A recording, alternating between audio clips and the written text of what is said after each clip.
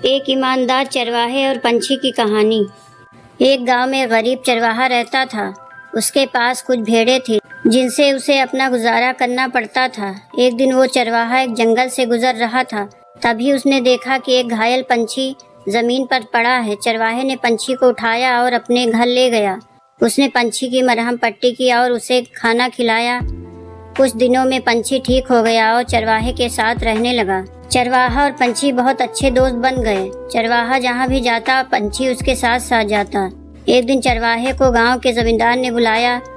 जमींदार ने चरवाहे से कहा कि उसे एक बहुत ही कीमती रत्न मिला है और उसे उस रत्न को एक सुरक्षित स्थान पर रखना है। चरवाहे ने रत्न को अपने पास रखने से इनकार कर दिया, लेकिन जमींदार ने उसे रत्न रखने के लिए मजबूर किया।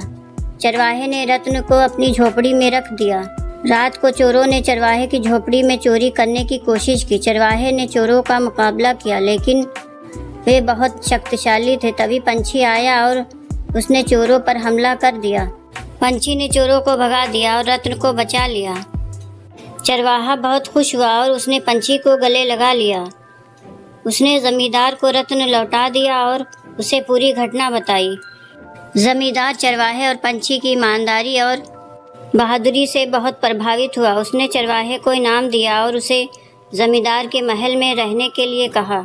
चरवाहा और पंछी हमेशा साथ रहे और खुशी से रहने लगे।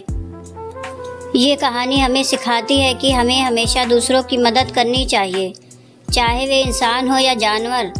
हमें ईमानदार और बहादुर होना चाहिए और हमें कभी भी हार नहीं माननी चाहिए।